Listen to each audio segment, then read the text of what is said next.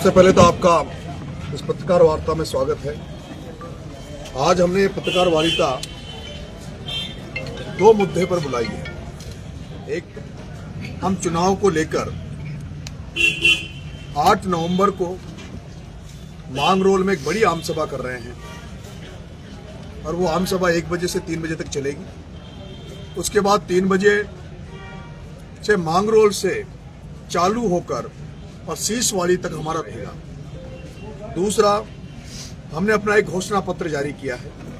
वो घोषणा पत्र भी आपके सामने रखेंगे, जिसमें हमने जो भी यहाँ की जो समस्या जनता की उनको इंगित करते हुए इन समस्याओं पर को दूर करने का हम इस चुनाव में प्रयास करेंगे। आपका कोई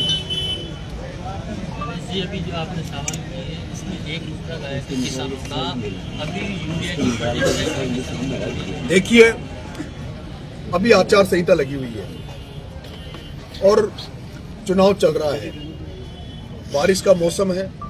मुझे लगता है कि अभी किसान जो है यहाँ पर अभी खाद के लिए जो किल्लत चल रही है, लेकिन अभी हम आचार संहिता में तो कोई आंदोलन कर नहीं सकते, ना हम कुछ बोल सकते हैं। लेकिन मुझे लगता है कि 14 तारीख तक या 20 तारीख तक लगभग बुआई हो जाएगी।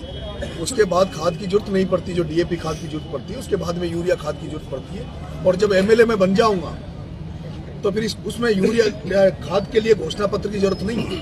वो तो वैसे ही हम दिलवा देंगे। जिस दिन विधायक नरेश मीणा बनकर निकलेगा उसी दिन खाद का पूरा कोटा अंता की धरती पर अंता के लोगों को दिलवा दिया जाएगा। नरेश मीणा का मुकाबला कांग्रेस से या बीजेपी से? दोनों से नहीं है।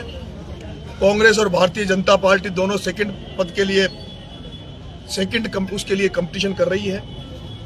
हम बहुत आगे हैं। हमारा मकसद है, अब जिस तरह का जनता जनार्दन का आशीर्वाद मुझे मिल रहा है, जनता का जो प्यार हमें मिल रहा है, ऐसा लग रहा है कि दोनों ही पार्टियों की जमान जब्त होगी।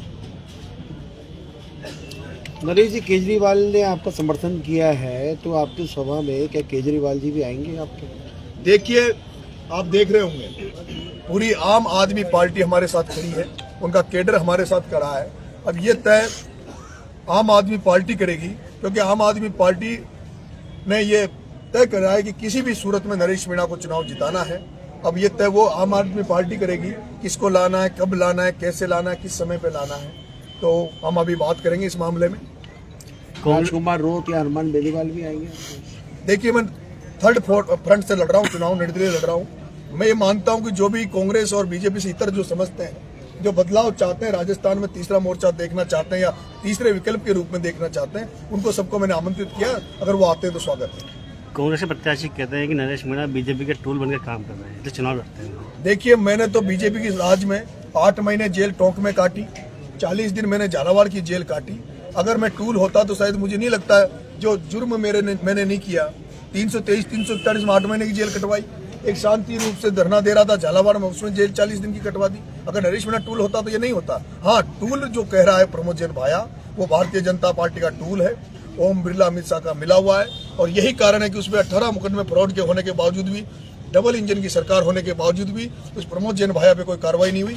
आज दुर्भाग्य की बात है कि जहां कांग्रेस और विपक्ष पर जिस तरह से ईडी सीबीआई आती है, हमने देखा केजरीवाल साहब को जेल में डाला, हमने देखा हेमंत सोरेन को जेल में डाला, राजस्थान में प्रताप सिंह खाचरियावास के घर ईडी सीबीआई जा सकती है। तो मैं पूछना चाहता हूं, डबल इंजन की सरकार में जब भ्रष्टाचार के आरोप प्रमोद जैन भाया पे लगे, जहां बीजेपी के एक मंत्री ने 67,000 करोड़ का आरोप प्रमोद जैन भाया पे लगाया, फिर उस पर ईडी सीबीआई क्यों नहीं आती, उस पर कोई इसी तरह की कार्रवाई क्यों नहीं आती? इसका मतलब है वो कहीं कहीं भाजपा से मिला हुआ है। और ये तो साबित हुआ जब प्रमोद जैन भाया की वाइफ उर्मिला जैन भाभी, जिसके 12 वोट आए कांग्रेस से, चुनाव लड़ी जिला परिषद का, और 13 वोट बीजेपी का आया, उसके बावजूद वोट क्रॉस हुआ और प्रमोद जैन भाया की घरवाली उर्मिला जैन 13 वोट लेकर चुनाव जीती। इसका मतलब है साफ है, यहाँ बीजेपी और कांग्रेस कुछ नहीं है, यहाँ मिली भगत है, गालामेल है। जहाँ ओम बिरला शांति धारीवाल कोटा में मिलकर काम करते हैं, वहीं 12 में प्रमोद जैन भाया प्रताप सिंह भी मिलकर काम करते हैं। अंता की जनता नरेश मीणा को वोट क्यों देकर चुने? अंता की जनता भ्रष्टाचार के खिलाफ नरेश मीणा को वोट देगी। अंता की जनता जो यहाँ पे जो फसलें चौपट हो गई, आज दिन तक मुझे दुर्भाग्य की बात यह है कि अन्नपूर्णा नगरी कहा जाता है 12 को, उसके बावजूद भी आज दिन तक किसानों के फसल बीमा की किसी ने बात नहीं की। आज दिन तक समर्थन मूल्य पे किसानों की किसी ने बात नहीं की। आज दिन तक हर साल खाद की दिक्कत आती है, लाइट की दिक्कत आती है। जहां रेगिस्तान में इंदिरा गांधी नहर बरसों पहले आ सकती है, जहां ईआरसीबी 5 साल पहले ईआरसीबी की चर्चा चली और उसके बाद नौनेरा इसरदा बन गया, बहुत गति से काम चल रहा है। लेकिन हाड़ौती में परवन वरद परियोजना का हम वर्षों से नाम सुन रहे, परवन परियोजना बनेगी और पानी आएगा, लेकिन आज भी बपौर से चौकी से लेकर सुंदलक और थामली तक आज भी खेत सूखे पड़े, प्यासे पड़े, आज भी इंतजार किया जा रहा है। इसलिए जनता देख रही है कि अब तक जिनको ढोया है, जिनको बनाया है, जिन्होंने केवल यहाँ व्यापारीकरण की राजनीति करी है, जिन्होंने राजनीति को पैसा कमाने का धंधा बना लिया है, उनको बदलकर, उनको हटाकर अंता की जनता चाहती है, अंता ही नहीं पूरी हाड़ौती की जनता चाहती है कोई बदलाव हो, कोई परिवर्तन हो, एक ऐसे युवा को, ऐसे व्यक्ति को चुनाव मौका दिया जाए जिसने पूरी जिंदगी संघर्ष में निकाल दी, जो जनता के लिए जेल जाता है, जनता के लिए मुकदमे खाता है, जो नंगे पैर जनता के लिए सड़कों पर उतर रहा है, उस व्यक्ति को चुनकर विधानसभा में भेजने का मन यहाँ की जनता ने बनाया है।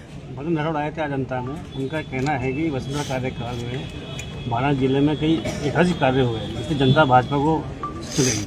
आप पुरानी बातों को तो छोड़िए, अभी कुछ ही दिन पहले पिपलौदी में 7 बच्चे भ्रष्टाचार की भेंट चढ़ गए और वहां कहाँ थे वसुंधरा जी? जहां 50 लाख रुपए उदयपुर की घटना में दिए गए, जहां 50 लाख रुपए जयपुर में दिए गए, वसुंधरा जी का खुद का क्षेत्र था, खुद का लोकसभा क्षेत्र था, 7 बच्चे मर गए और उनको क्या मुआवजा मिला? 5 बकरियां दी उनको। आज फिर दुर्घटना हुई है, आज फिर बच्चे मर गए। तो ये क्या हो रहा है? ये वसुंधरा जी का दुख होता है कि ओम बिरला लोकसभा स्पीकर है, भारत के 3रे नंबर पर पद पे बैठा है और आज हाड़ौती का किसान खाद के लिए लाइन में लग रहा है। ओम बिरला 3rd नंबर पर बैठा है, उसके बावजूद भी हाड़ौती का किसान फसल बीमा के पैसे के लिए भटक रहा है। वसुंधरा राजे 2 बार की मुख्यमंत्री रही, 5 बार खुद सांसद रही, 5 बार उनका बेटा सांसद रहा, उसके बावजूद भी मांगरोल से लेकर अंता की सड़क टूटी पड़ी है, अंता में बस स्टैंड नहीं है। इसका जिम्मेदार कौन है? इसका जिम्मेदार वसुंधरा राजे सिंधिया है, उनका बेटा दुष्यंत सिंह है।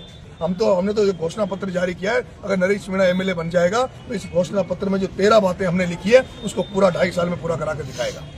भाया ये भी कह रहे हैं कि छबड़ा में जब आपको हार का मुंह देखना पड़ा उसके बाद में आप छबड़ा नहीं गए। ऐसा है, आपको पता होगा 2 साल हुए चुनाव हुए, जिसमें 9 महीने तो नरेश मीणा ने जेल में काट दिए।